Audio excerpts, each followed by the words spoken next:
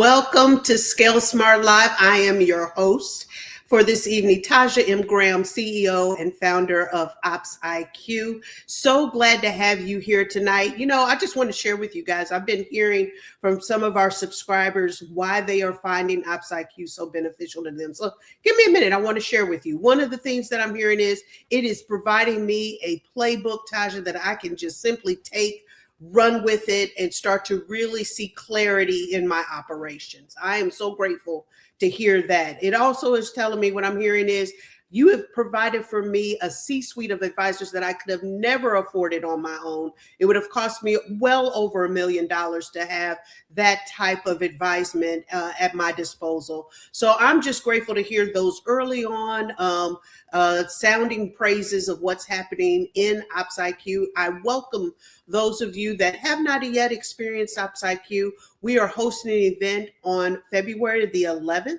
At 12 noon Eastern time. It is our sneak peek event. We would love to have you to be a part of it. So we'll share details. Here is a QR code for you to be able to download and sign up, register for that event. And we look forward to having you there. But today, we're going to dig into what it really looks like to build trust and transparency inside an industry that historically hasn't been designed for either of those things, basically.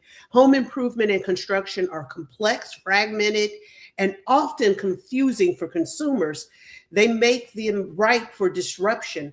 But this particular guest that we have tonight has figured out a way to make it a real plan of transparency for those that they work with. I am excited to have Jon Grishpul, founder and CEO of GreatBuildz and Maxable, with us today. Jon has been building tech-driven platforms that put homeowners first, simply discuss this decision-making and challenging how to trust is created in a legacy space. So Jon, I'm so grateful to have you here tonight. Please share with us a little bit more about your journey and how this has led to this place.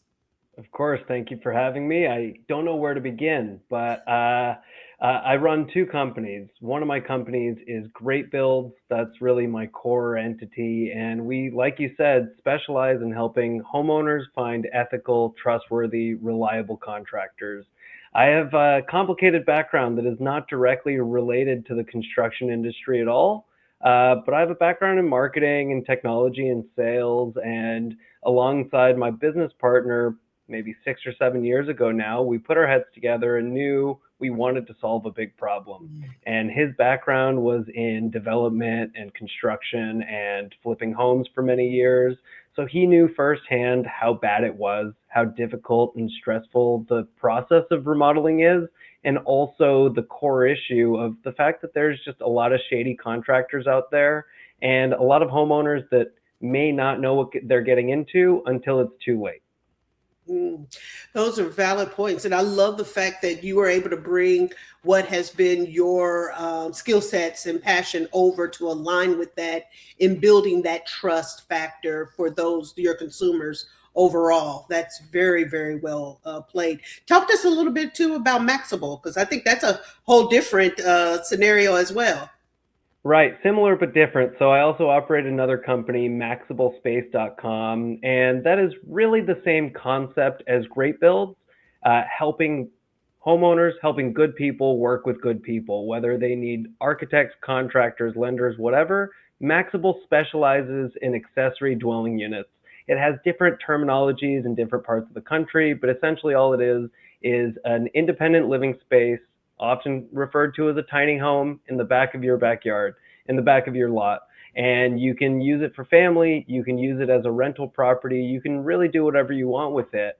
And here at Maxable, we specialize in guiding homeowners through the complicated, difficult, stressful process. And again, making sure that they only work with ethical, reliable, trustworthy people, whether it's architects, contractors, lenders, design build firms, anything start to finish. Yeah.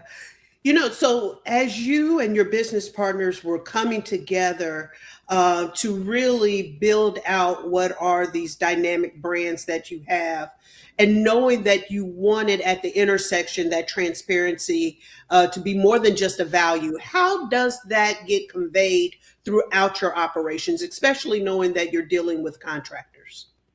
Yeah, well, we looked at our competition.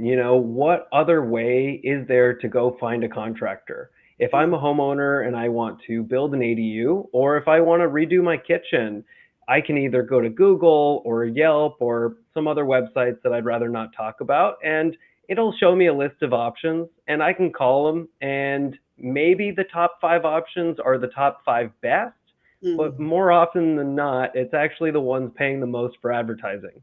So that really just leads to an industry that is riddled based on the way that these processes work with advertising and so on.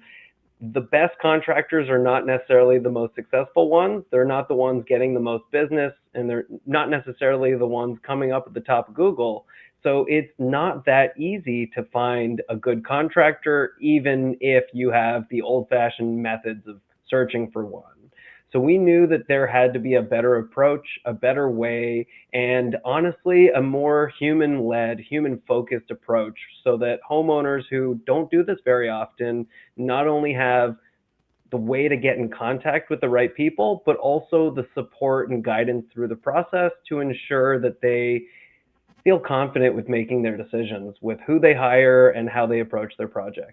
Yeah. So stepping outside of what has been the traditional and bringing it, as you said, in a human led atmosphere, what are some of the things that had to change for you guys within the business dynamic overall, as far as either by your process or in your decisions that are made, especially being that it's more human held and led? And how do you evaluate that for success?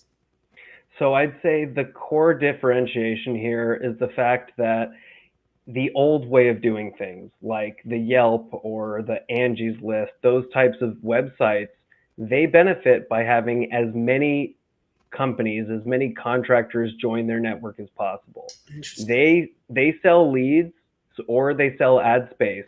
So they don't care if it's a good contractor or not. If they're willing to pay for leads, they want them on their site.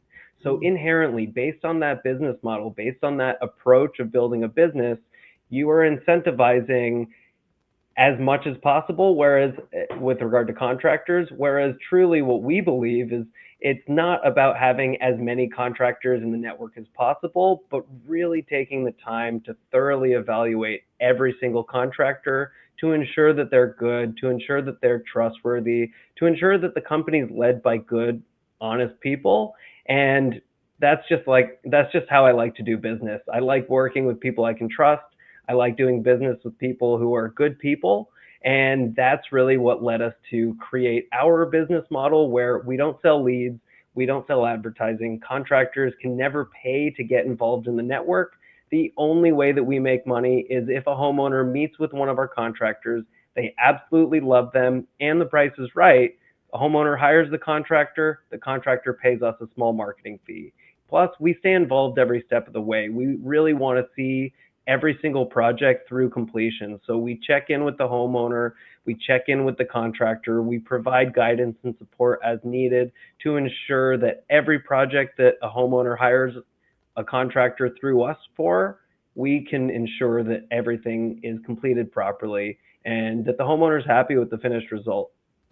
That's wonderful. Do you find though, with your way of handling the process with that transparency, have you found there to be any areas of where you might have a cogwheel or the process just doesn't seem, talk to me about the early ons of it, and then how is it with this process and being able to differentiate yourself from the marketplace? Have you been able to see yourself excel in your growth as you guys have desired?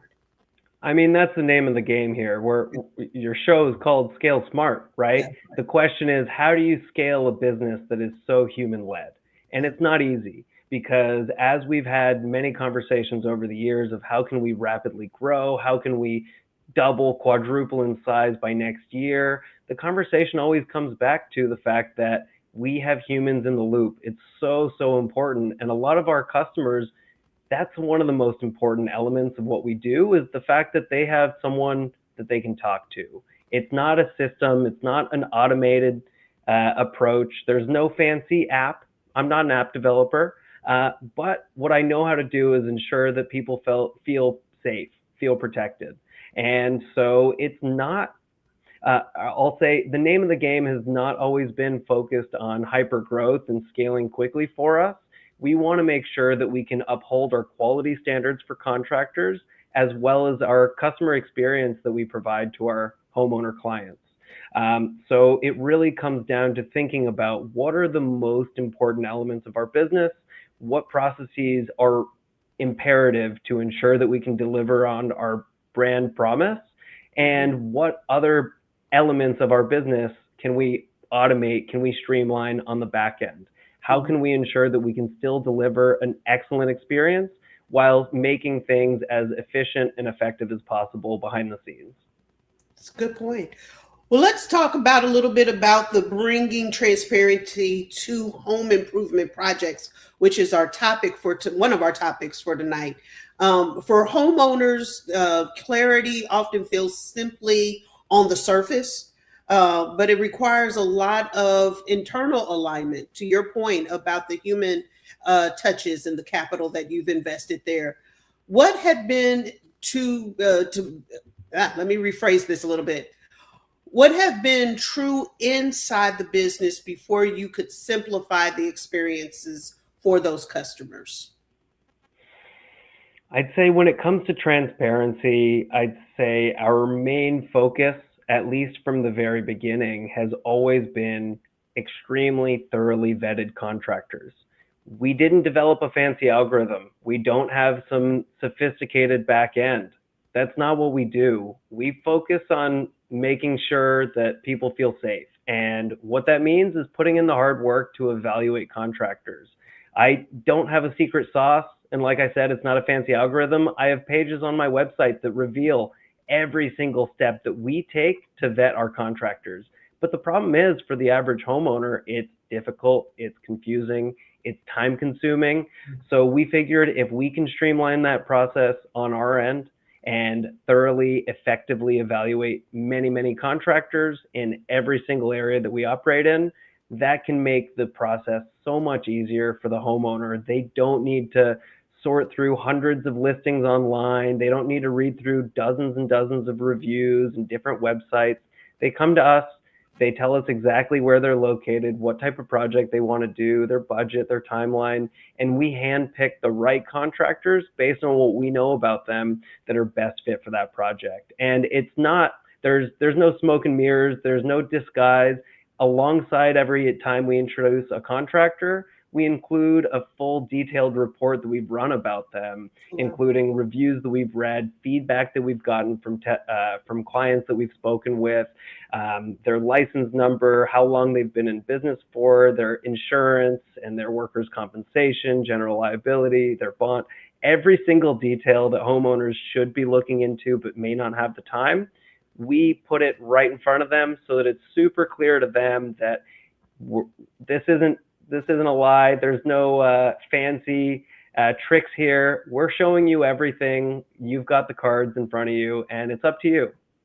Yeah, that's a good. So they still have the ability or some autonomy to say, yeah, thank you for the advisement here, but I still want to go with this other contractor. You still give them that autonomy to make those decisions. That's correct. And as a part of our free service, and again, homeowners never pay us a dime. Our service is completely free, and the only way that we make money is when we do make a successful connection, if you will. But I'll say when it comes to transparency, another piece of it is being honest, having my team be honest with our customers, our clients. So if they tell us that they've met with 2 other contractors, they've already gotten estimates, but they'd like to get 1 or 2 more, we'll put them in touch with our contractors, and then we'll help them compare all 4 bids that they received.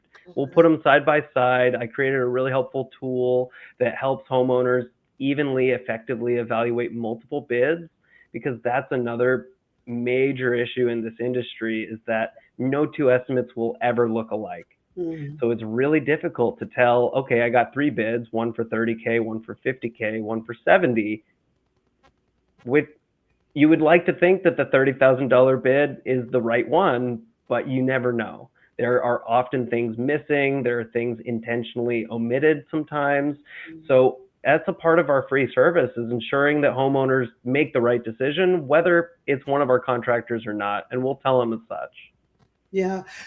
So, knowing that you guys definitely have a more detailed and vetted process, and that's obviously allowing you more space in the market to differentiate and gain more clientele because of the uniqueness of your offer. As you look ahead, you've done great in being able to garner that marketplace, and as you look ahead in that growth, how does that look in the expansion internally for your team? As you said, some of that is not automated. So, the fact that you sit down and address these various contract offerings one on one, how do you replicate that for the expansion and growth that you look for? Yeah, well, look, in business jargon, we operate a two-sided marketplace, right? We have a network of contractors and we have a network essentially of homeowners. So it's important that we even out the scales on both ends. So really, to launch in any new geography, we just need a small network of contractors that we know and trust. That's the time consuming, laborious part, or one of the time consuming, laborious parts. The other part is advertising, is marketing our product, marketing our service, getting our name out there so that people find out about us. And from a marketing perspective, we spend a lot of our energy doing SEO and other PR opportunities like this, because I wholeheartedly believe in our concept. I feel so strongly every time I talk to a homeowner and they feel at peace about moving forward with their project and at project completion. That warms my heart, and I know that I love it, and I know that other people love it too. So if people had just had the opportunity to learn about GreatBuildz, I know that it's a service that they would appreciate and really get a lot of value out of. So when it comes to scaling, it's about finding good, honest, ethical contractors in new geographies, and then finding that the marketing channels that are effective in each of those areas. For context, we initially launched just in Los Angeles, LA County. That was in 2019.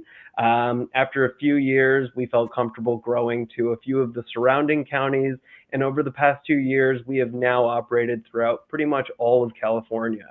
So that's been the scale plan so far. Is there an opportunity? Is there an option to continue growing geographically, to expand nationwide? That's certainly the dream. That's certainly the vision. But like I mentioned before, slow and steady wins the race. We're really making sure to take our time, make educated, well-informed decisions.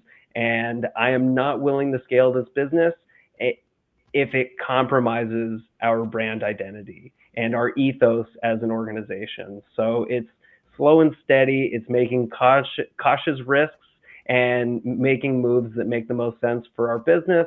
And obviously, I get phone calls and I get leads all over the country. And as soon as I have to break the bad news that I unfortunately don't operate in Florida or New York or North Carolina, they say that's so upsetting. I wish there was something like you out here. And I tell them, soon enough. But that's certainly the vision, because I know that our service is amazing, and I know that more people would appreciate it if we can offer these services everywhere else. Yeah, I think that's very smart, right? Is that you want to make sure you're tested and proven in the market that you definitely can control and manage well, right? Before you try to test outside of that scope where you don't have the bandwidth or the capacity to be able to demonstrate that, for sure.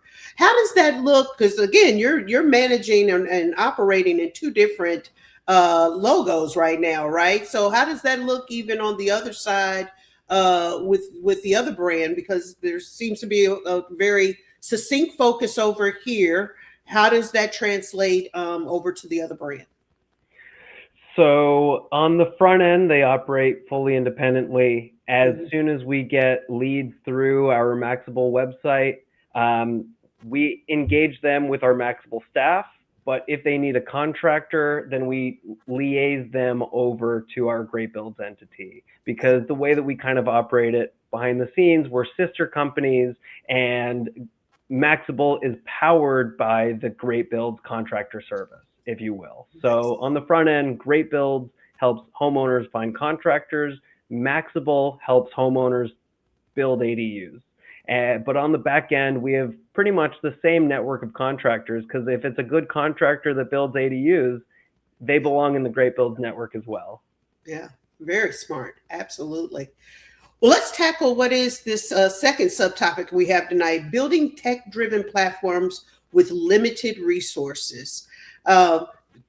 Give me some thoughts and feedback on that topic of discussion for us here, Jon.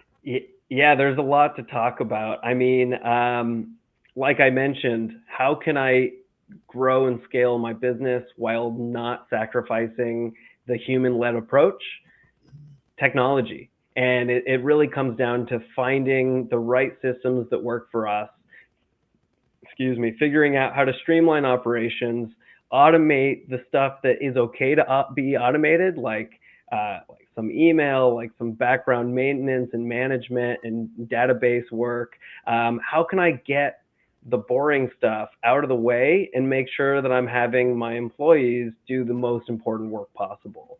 So I use a lot of different systems on the back end, whether it's our CRM or my automation software, and many, many other tools to really ensure, again, that my staff can really focus on what matters, and I can focus on making everything else work seamlessly without them knowing it.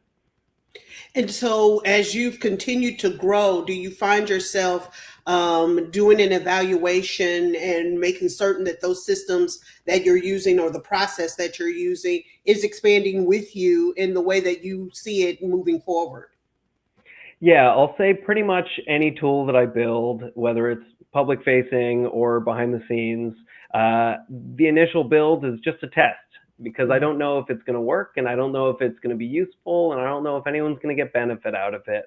But as soon as it's a proven concept, as soon as it runs for a couple days or a few weeks, and I can validate that, oh, my team likes it, it's saving them time, overall everything's working and there's no bugs, great. How can I build this to be defensible? How can I build this so that it's a system that can grow with us? So that's truly one of the core concepts when I am building any final system for myself or for my team or otherwise for our customers. I really want to ensure that it can take whatever you throw at it and that it'll work and scale with us, because nobody likes bugs, nobody likes issues. So, and I'm the tech guy, so it's my job to have some sleepless nights and make sure that everything works as best as possible. When do you identify that there's need for, some implementation of an automated process or a new tech stack? What are the triggers that you're finding that says we need to look into this and figure this out? Well, as a self-proclaimed nerd, there's always time, there's always a way to make a process better. There's always a way to streamline a certain operation. Again, whether it's front of house or back of house, right? So I'm always talking to my team. We have all hands meetings regularly, and I get perspective from them of what's working, what's not, what's taking the most time of yours, and how can I find a way to streamline it. As far as knowing what systems that work and knowing when a system isn't working anymore, it's really when I get feedback. And if I notice that there's a lot of errors going on or bugs, more and more bugs that need to be fixed, or if my team comes to me and says, hey, this was working, but now that we have a lot more business, it's not working as well as it used to be. Those are typically the triggers that initiate me to take a look into each of those specific systems. But otherwise, I have too much fun. So I'm always looking for a way of, okay, I just read about this new technology. I'm going to test it. But if I like it, I think I have a way to use this fancy new tool to make this process better. And especially with the growth of AI over the past few years, that has provided a wealth of resources, a wealth of knowledge, and a wealth of capability that no way could have been possible by me or by many other people until the last few years, until now. Yeah. So let's go back to former John, probably, what is 5 years ago or so, when you were in this nuance of startup where, we've got capital that we're kind of keeping in reserve and our bandwidth is kind of failing thin. How did you make the conscious decisions in being able to automate or the right processes? Because a lot of founders, they find themselves saying, I got a lot of things everywhere and I don't know where to put the focus first in order to ensure that we're getting some optimization out of just that one metric. How did you find your path to being able to determine which was the first trigger to pull to optimizing that? Yeah, well, look, we are fully bootstrapped. We never started with any source of funding that was not our own. So that really meant that from the beginning, we had to be scrappy. We had to find a way to make it work with what we had. And that really meant being creative and coming up with innovative solutions that may exist in other industries, or maybe nobody has ever needed this exact solution before. So before AI and before all of the automations, I'd say the main impetus of the drive to start solving these problems really came from, I'd say, the ethos of our company. Like we've talked about, we've always focused on helping good people work with good people, and having that human-led approach has always been so important for us. So keeping that at the forefront of our mind is, we know that we want our staff to be hands-on. We know that we want to provide a top-level experience for every single client that we ever interact with. So how can we maintain those quality standards without spending all of our money and without scaling or doubling, quadrupling our staff? And we've managed to stay lean over all the years, and we've scaled, we've grown the business. Like I said, we operate throughout the country, or throughout the state now here in California, and we have found a way to continue being scrappy, to continue being creative, and really all work together. I'd say that's another really important piece too, is that we have a small team, but we are like family, and we work so well together, and we have open channels of communication top to bottom. So if I need something from my team, I trust that they'll handle it, and vice versa. If they're dealing with a problem or an issue, whether it's professional or personal, they know and they trust that myself and my business partner, Paul, are going to be there to support them. And they also know that I'm a nerd, so I enjoy solving these big problems. I love that. Where do you find yourself going to find resources or mentorship to helping you, navigate what are, these startup businesses that you've been able to scale? What have been those areas that have given you opportunity to see and grow and get perspective? There's a lot of great books about building businesses and entrepreneurship and startups. There's a lot of outstanding YouTube channels and bloggers and writers online that talk about their side of things. A lot of entrepreneurs sharing their stories. And that's where I've gotten so much inspiration from, whether it's high level conceptual of what do I want to think about when I build a business, or more tactical and tangible, like how do I build this system in a way that works for me? And when it comes to learning and getting direction, there are so many admirable people out there that have had these problems in the past. And I have known for a long time that I do not need to reinvent the wheel. I do not need to build everything from scratch. I can look for inspiration. I can look to people who have done things like this or had similar problems as I have. And whether it's consuming their content or reaching out to them and asking for advice, I think all of those things have really helped steer me in the right direction, and give me the resources and the information that I need to feel confident enough that I can do it on my own. That's good. And I love the parallel too, the fact that you can lean to those, gain your trust, and how you then would implement that gains the trust of your staff and team that you're working with, that then goes forward to how it looks and feels to your consumer and gaining their trust. I think it's very poignant how you look at that overall as a business leader.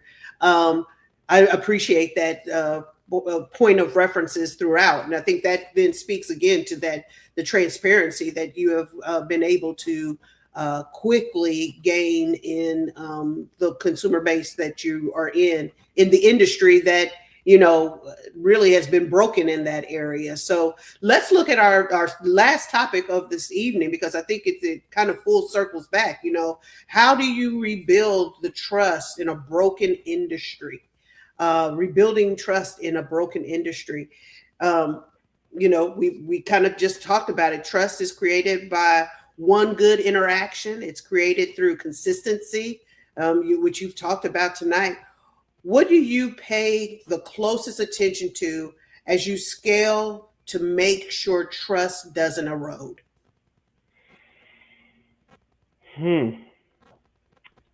I'd say that I feel like a broken record, but at the same time, it's focusing on the customer experience, focusing on our ethos as a brand and what is the core problem that people are dealing with, and how can we find a way to offer either this identical level of service or something as close as possible to it to a broader audience. So I think one of the ways that I'm accomplishing that is this tool that I built called Bid Compare AI.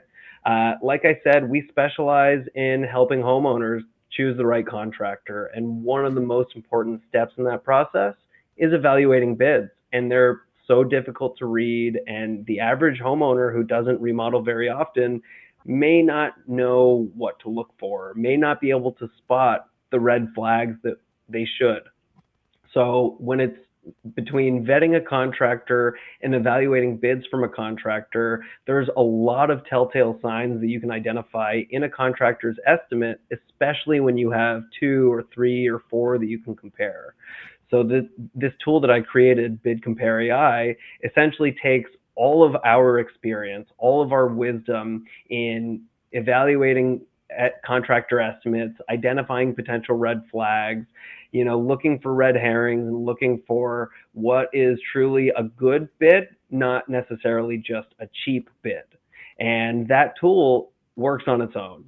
There's still a human in the loop. I do my best to review many of the estimates that go through to ensure that things are working properly and reliable and trustworthy. It's sharing trustworthy information. But at the end of the day, that's one of the ways that I'm thinking that I can provide my help to a broader audience, where it doesn't necessarily need to have a person reviewing those estimates. The tool that I built using AI takes all of my learnings and all of the information that we use internally to evaluate these estimates and puts it for free on our website. So homeowners don't need to use GreatBuildz to use the tool. They don't need to reach out to us. They don't need to be based in California. If they have estimates that they need to compare, this tool will help you do it. And the next step in this vision is taking that same process and applying it to contractor vetting and screening as well.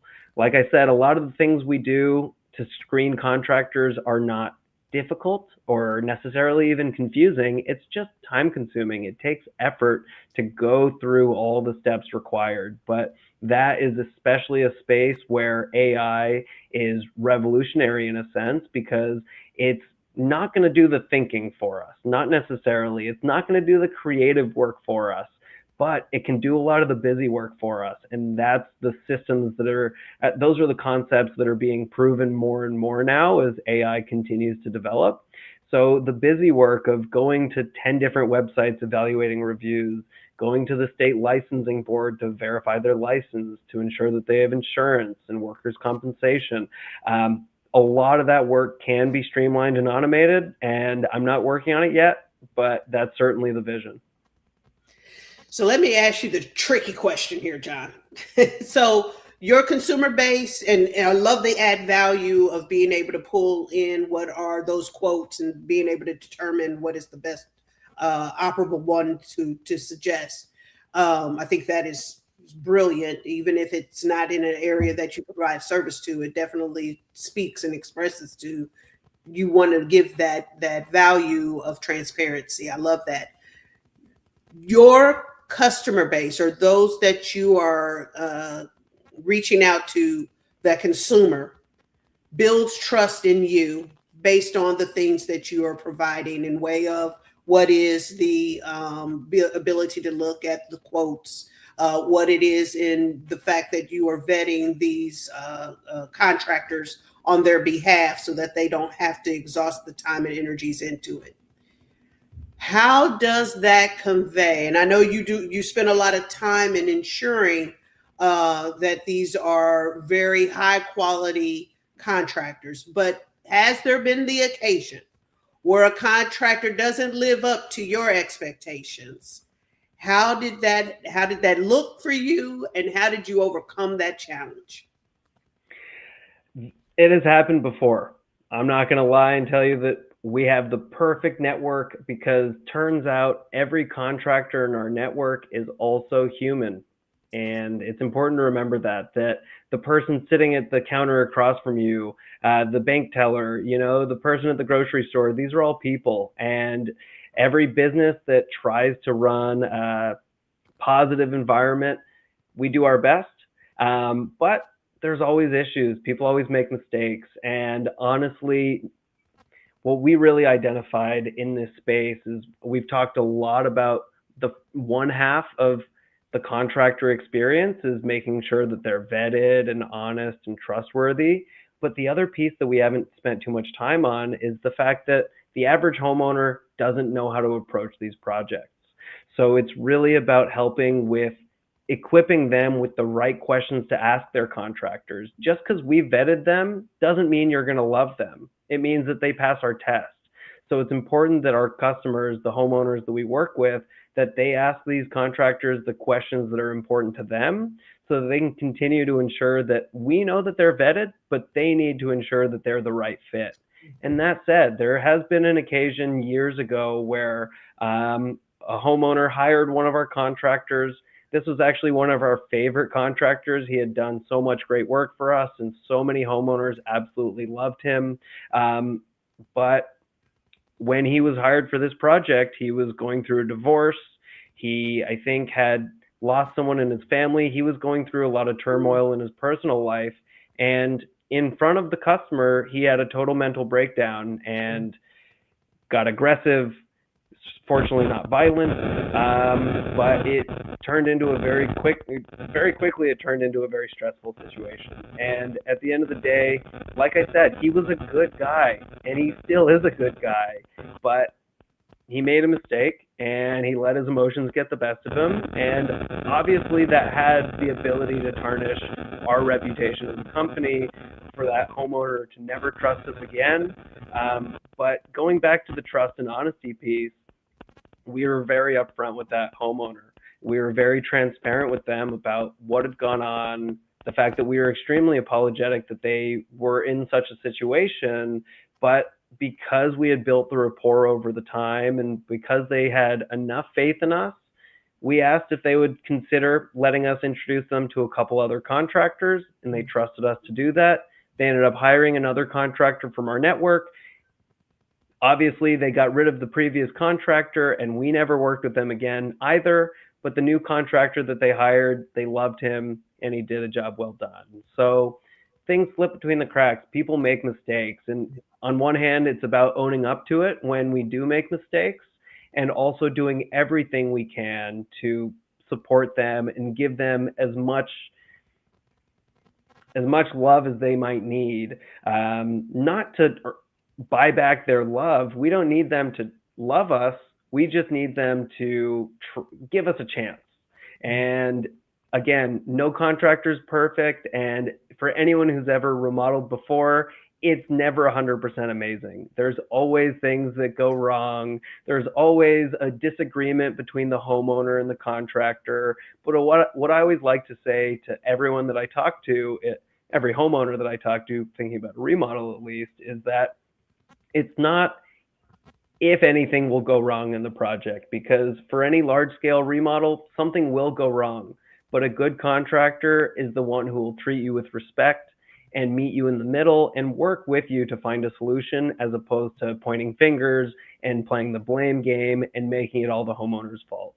And those are the contractors that I want to work with. Those are all the contractors that we have recruited into our network, are the ones that are first and foremost good people. That's a good point. And, to your point, we've talked about it throughout the night. There's the humanality of what you do in comparison to what is the automation or the innovation of what you do. And so as long as there's that consistency, right? Like that this one moment doesn't overarch or overlook all of the other consistent moments that you have been able to provide that transparency and the delivery at excellence. Should be able to withstand that. I really appreciate you sharing that and being vulnerable and sharing the good and the bad, because I think it's important for founders to hear that, right? So I have really appreciated this conversation and just hearing a different perspective in an industry that hasn't always been to what you guys have conquered, that transparency and just giving your consumer base, those that are going under contract with contractors, the ability to have truly an open eye to how they're going about the process. This has really been helpful. One closing question that I have for you, Jon, and again, thank you for being willing to be a guest with us tonight on Scale Smart Live. It's good to hear the success of what you've been building and how it will continue to scale as you're being mindful of the areas of how the operation goes. But for those founders who want to scale responsibly, like you have noted out there, without losing the integrity that they've made their company work to being in that place like you are, what advisement, what final words of encouragement, or would you give them in perspective that they can take away and glean from tonight's conversation? I'll give a few pieces of advice. One, don't accept the way that things are done for the way that things need to be done, right? We've taken an industry and tried to flip the entire business model on its head. And we've proven in a David versus Goliath environment that we don't have many millions and millions of dollars to spend on advertising. We don't have hundreds of thousands of contractors in our network. We're just a small company in Los Angeles, and through being scrappy and being creative, we've found a way to do it. And even though it's totally different from the way it's ever been done before, we had an idea and we weren't afraid to try it. So that's one. And two is, don't be afraid to ask for help. Don't be afraid to look for advice and reach out to people you look up to, or seek inspiration from those around you that might be doing something similar, whether it's in the same industry or a different industry. I've reached out to a lot of people over the years for guidance and for advice and support. I know when to say that something's over my head and I need help to do it. And honestly, it's gone the other way around too. There have been some other people who have reached out to me in the past that said, I love what you're doing. I want to take that concept and do it in this area, or I want to take that concept and do it for this industry. And I support them every step of the way. I love it. And I'm happy to be an open book. I've spent many, many hours helping others accomplish many of the things that had taken me years to figure out. And I think that's how we grow and develop as a people, as a community, as a whole, is that I don't need to keep any secrets. I know that what I do is hard work. So if someone wants to try it, go for it. But at the end of the day, we grow together, we learn together. And by focusing on the community and focusing on being honest and supportive, I think that's how I grow my business. That's how other people can grow theirs. And by working together, we can accomplish something much greater. Well, Jon Grishpul, I appreciate you being my guest tonight. For those that are in the LA, California area, and you're looking for a rebuild partner, I would definitely would recommend GreatBuildz and Maxable if you're looking for that tiny home experience. But thank you again for being with us tonight. Thank you for those that were watching tonight. We appreciate you. We look forward to seeing you in 2 weeks for another episode of Scale Smart Live.